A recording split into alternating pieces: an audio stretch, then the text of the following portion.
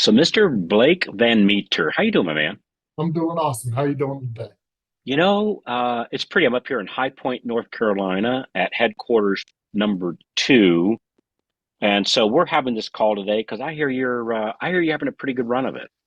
Yeah, things are going pretty well. Starting to ramp up with a new company and just starting to get my feet underneath me, and things are going real well right now. All right, so let's do a couple things here. So what's so like give me some numbers. Like we're like what's kind of working in your pipeline? Like where were you 90 days ago, and what are you doing now? 90 days ago, I had just started. I started with a new company about 120 days ago. Okay, I went from a lead-based company to kind of the self-generated business company, things like that. completely Um, different model. exactly. So I took the plunge, and I just think, personally, I think that lead-based companies are kind of on their way out, just in general.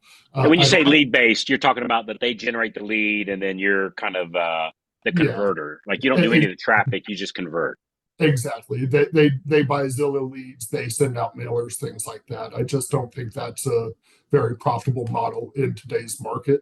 So I took the plunge and kind of went towards a different way of doing things. And I did join MMA, so I had a kind of roadmap to get where I needed to go.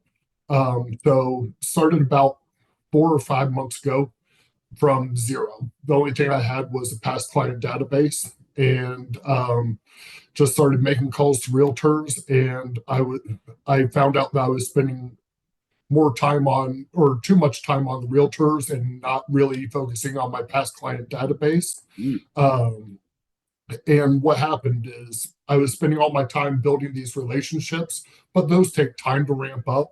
So I was getting a little bit discouraged just because I wasn't getting to the numbers that I expect myself to be at. Yeah. But recently, I really started engaging my past client database as well. And that's really supplementing the amount of loans that I need to get by and thrive while I'm still building those relationships. So how many do you have in your pipeline now in unit numbers? I have currently have 7 in the pipeline that will be active, and then I have another purchase contract that's coming in for a new build construction loan. So that's in the future, but about 7. Okay, cool. Very cool. And Yeah. so you started off at zero Yep. and no prior relationships. No. No. Had you ever marketed to your past database before? Was this a new thing? When I joined MMA, I started to, but then I But switched pri company. Yeah. But I, prior to that, like you've been lead based where they sent you the Zillow leads and you converted them and but once you converted them, were you doing any marketing to your past database back then? No, the company would send out the emails and the happy birthday text messages from my CRM, but no active marketing. Okay, cool. Yeah. So in 4 months from zero to you got seven in your pipeline. Now, obviously you've closed some in the meantime, but you've Yep. got seven active in your pipeline as we're doing this recording day. Dude, that's not a bad 4 months. Just FYI, that's Yeah, going for from sure. going from zero to anything is hard. Like Yeah. it's really hard, Yeah. and so good for you, man. Thank you. So tell me about. I got a couple questions. New company. So so here you're calling your past database for the first time. It sounds like ever. Yeah. Like how'd that go? Like did it feel weird? Like dude, why are you calling me now? We've been sitting here waiting on you to call, and you didn't call, you didn't write, and it hurts. Yeah. I mean, I was pretty hesitant. I was calling the people that I had closed in the past year or so to start out, but then I just decided let's just do the whole database. Everyone I've closed in my lifetime. Hadn't talked to people in 8 years, 9 years, and some numbers had changed, but it was really cool whenever people picked up the phone and actually I was able to talk to them, and they're like, "Oh, Blake, how you been?" We spent 5, 10 minutes catching up, just seeing how everything's doing, and I, it was a real learning experience too, just because of some of the people who were like, "Oh, I actually just refinanced 3 months ago. I wish you would have called me 6 months ago. I would." So I wish I'd have called you too, right? So exactly, yeah. exactly. So real learning experience. They're kind of learning from the losses there, but I mean, overall, no one was like, "Oh, why are you calling me?" Everyone was pretty warm and welcoming if I got a hold of them. And it seemed like our biggest fear is we're going to call them up and they're going to go in, dude, you, your mother, the horse you rode in, and go pound sand, right? And it like it almost like never happens, and yet we're so afraid that it will. I don't know why. Yeah, it just feels awkward whenever you haven't talked to him for 7 years. You feel like you've neglected him, that you've been not doing your job correctly, but they don't see it that way. They just see that you're catching up with them and give them a call. So No big deal. They don't know that you're supposed to be calling them 4 times a year, right? They don't yeah, know. So exactly, exactly. like when you call them on that first call, and you haven't some of these people you haven't spoken to, what you said, like 5, 6, 7 years. Yeah. Um, do you still give a call to action? Like, do you ask for the business on that call, or is it strictly just a touch call, or what? How does that call end? Um, I always ask for the business unless they're obviously going through something and they're telling me about Yeah. Hey, we're something going. negative in their Yeah. life, that then just say my thoughts and I, prayers are with you and move on. But I just lost my it, job. Yeah, I get yeah, it. yeah. I got it. But if things are going well in their life, just say, hey, if you ever need anything or you have anyone that's looking to do anything, can I kind of need to send them my way? And that every single time I've asked that, they've said absolutely. I said, all right, and I'll keep up with you a little better from now on if that's all right. Yeah, yeah. And is that bearing fruit? Oh, absolutely, absolutely. Three of my loans right now are from my past client database, and one of my realtor relationships I have is from calling that person and saying, actually, I was thinking about buying a new house, and then that gave me an in to call one of the previous realtors I had worked with. That I didn't have their name or number because I didn't have the contract anymore, but I got it from the past client and got a hold of them and started working with them a little bit more. Wow. That must have been kind of scary that here you've been provided leads your entire career, and then now you're going to exercise a new muscle you've never exercised before, and frankly don't know if you have that muscle, right? You don't Yeah, know, right? yeah, Um, had you how'd you push through that fear, man? Because that had to been, it's not like we're 18 years old and this is our McDonald's job. This is how we're feeding our families. Like, it, and you're going to go to zero. yeah. Like that had to been scary. How'd you push through that? I mean, yes, there was a certain level of fear, but I also, like I said, I just don't think that the lead-based, mail-based Zillow lead model is going to be super profitable moving forward, just because so many people are in like the rate board internet lending space and more are going towards that. Yeah, So I just don't I think moving forward that space is going to be taken up, as well as the current servicers getting better at holding on to their current clients. So after my company would sell off the paper, the current servicer would take my deals back from them, offering something that we weren't profitable at, right? yeah, yeah, So so it was more I saw the writing on the wall on in my old kind of setup in my old company. So I decided to get out ahead of it, and I would rather be the first person trying to do a new thing in this market than have a whole branch or a series of branches in this market shutting down, and everybody trying to do it at the same time, and people and realtors that you're trying to build relationships with getting 4,000 phone calls instead of 40 a week, you yeah, know. yeah. I hear that. Yeah. So, hey, let me ask something. So you just changed companies, Mhm. obvious reasons, right? It's nothing wrong with the old company. It's not like No, they were jerks or anything like. It's just a different no, model, right? Different they model. treated me very well for 6 years. I'm Yeah, very I get happy. it. I get it. I get that. So when you're making this move, um, like how did you decide? Like, what did one like? If somebody's looking to make a move, what was the carrot? Like, hey, this one does this, and the other one doesn't do that. Because I'm assuming you look at more than one. What Oh, was the what was the carrot?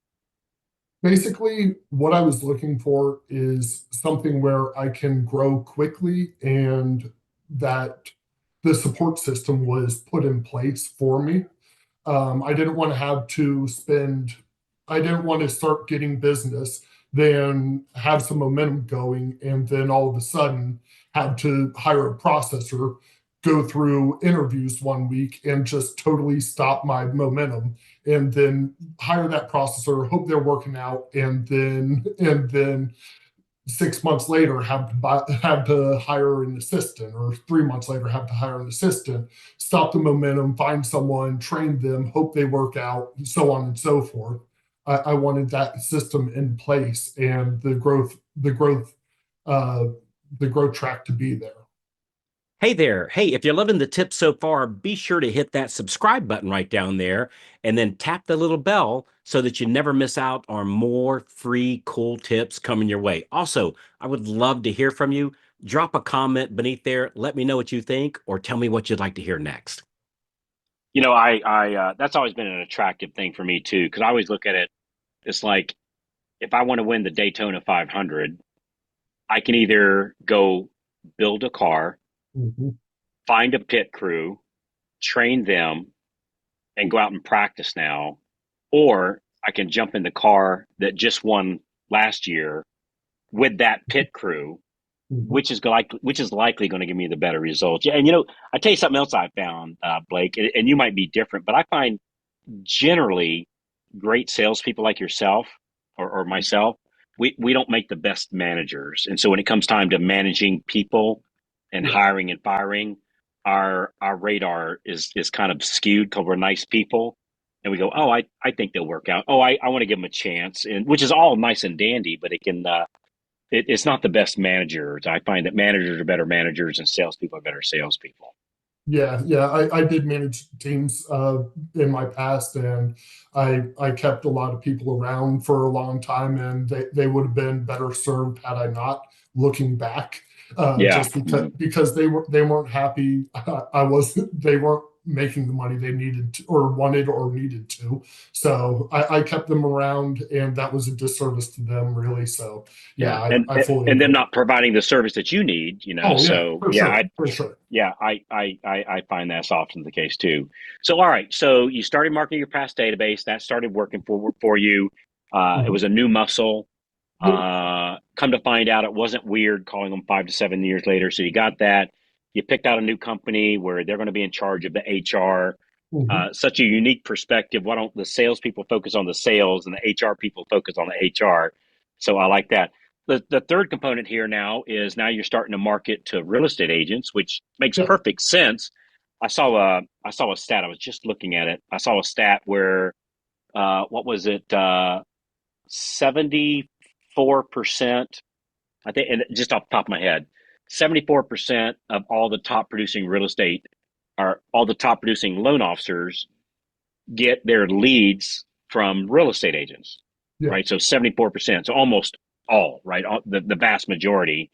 So now you're exercising that new muscle. Mhm. Hadn't had done that in the past. How'd that start out? I'm I'm getting better at it. I mean, the first calls didn't go well, to be honest. Like, didn't get a lot of traction until probably week 3 or 4, when I started setting appointments and meeting up and doing Zoom calls and things like that. But just kind of pushed through, and then again, when I started getting the appointments and Zoom calls, they didn't necessarily go great on the first or second one. But by probably number 4, 5, 6, I got my footing again, and things started going a lot better, and have a few actively referring me as their primary, and then some other ones that I'm still working to become their number one. But I'm in the background. If anything falls out, I'm their call. So things are starting to move in the right direction for sure. Well, Blake, you've made a lot of movement in the last 4 months, man. So first of all, congratulations. You know, you pushed through the fear. I'm sure a lot of people, say, hey, you're crazy to go out, and the market's been very challenging for the last, gosh, 2, 3 years, like for a while now, and yet you felt the fear and did it anyway, and just following a proven plan. What's been the biggest challenge that you had to overcome? The biggest challenge that I've had so far is just consistency. I'm trying. I actually just kind of remade my plan for next year. I was trying to do too many realtor calls every single day. I was trying to do 100 Monday, That's a Tuesday, and lot. Wednesday. That's a lot. That's too many. That's too many. So I'm paring that down to 30, and then I'm doing 30 past clients as well, Monday through Thursday. So 60 calls in total is very doable. But because I was putting such high expectate or high numbers on my goals, I wasn't able to get to them weekly. So Yeah, it wasn't showing them the consistency that I too really many. need to. Yeah. Exactly. There's So this old thing. If you want to cut down a tree, if you need some firewood, uh, you don't go out to 100 trees and hit them once each with the axe. yeah, You grab like one tree and you hit it until it goes down and you got firewood, and then you go to the next one, and then you go to the next one, and then you go to the next one. So good for you. yeah. So what's next, man? I mean, I think that during the holiday season, I'm Yeah. gonna really try. I'm really gonna try to ramp everything up. I know a lot of people are going to be stepping back, but that just I see that as opportunity, where people are falling back and taking weeks off and taking months off. I'm going to be really pushing forward, trying to really get a good foothold here in my local market and start to become the go-to person while the other person's away from their office. So going to stay in town over Thanksgiving, Christmas, and go ahead and try to really establish a little more of a foothold while other people are away. And by the way, one thing I guess so I can't remember if we mentioned this or not, but you're in Columbus, Ohio. Yep. So one would assume, and I get it, it's not the dead of winter, but it's definitely changing. And that while you're doing this major ramp up, this is a time when most loan officers are ramping down for the year, north of the Mason-Dixon line, because it's getting colder, right? It's Yep. just getting colder, and less people buy houses when it's colder. And yet, even in a historically seasonal down market, you've done a remarkable job coming up. By the way, I don't know what the exact number is, but I bet you it's about 3%. I bet only about 3% of loan officers have seven or more loans set to close. Um, it's not that many. And so, congratulations that in a 4 month period, you're already in the top 3%. And you've done a lot of great work. I know Steve Kiles, Yep. you're in his branch Yep. and working with, he calls it the network. Mhm. And he called me up, just tickled pink. He said, "Man, I got this guy. You're going to just absolutely love him, Carl. He's just a go getter, and he's just making it happen. He's on fire, and we might showing him how to do a handful of things and helping him with the help and stuff. But this guy is the one that's making it happen, and I can see now why he was so excited about calling me up and telling me about you. So, good for you, man. Thank you so much. I really Good for you. appreciate it. So, hey, is there something I should have asked you today that I should have asked you? No, I mean that's pretty much where I'm at right now. As I said, it's only 4 months in or so, so still learning the ropes. But I think that I know how to close the loans. It's just a matter of finding a way to bring them in the door, and I'm getting better at that every day. And just got to keep working, got to keep on grinding, and it'll Yeah, it'll come. not giving up. Thank That's the name of the game. So good for you, you. man. Hey, well, Blake, thanks for coming on here. The whole purpose of this episode is just to help inspire others, and whether they're brand new to the business or not brand new to the business, but maybe, brand new Yeah. to the business or brand new model, like what you just do, or maybe it's Mhm. just a seasoned veteran that's been doing it for a little while and maybe find himself a little challenged. He finds out some guy's 4 months in the business and kicking his ass. Hmm, maybe maybe you ought to do something different, and step out of that comfort zone. So good for you, buddy. Yeah, I appreciate it. Thank you so All right, much. thanks again, Blake. All right, we'll talk soon. All right, great stuff. Hey, as you're listening here today, saying, hey, well, what exactly did Blake do? What did he do? He followed a plan, right? He followed a plan, and we'll map out that exact same plan for you. Just go to getmoreloans.com, getmoreloans.com. We'll get you on the calendar, and we'll walk you through that plan step by step, just like what we did with Blake. And boy, what an awesome story. So, yeah, as you're listening today, you're worthy too. And it's my firm belief that you can ramp up just like what Blake's doing. You just have to have a plan, right? You have to have a burning desire and you have to have a plan. And once you have the plan and the scripts and what to say, it makes it so much easier to step outside and start walking that trail. So congratulations, Blake. Appreciate you. And for the rest of you, getmoreloans.com. I appreciate you listening to us. Thanks for forwarding this to any new loan officers that you might have to help inspire them. And we'll see you next week right here on Loan Officer Freedom. Thanks again, everybody. Bye bye.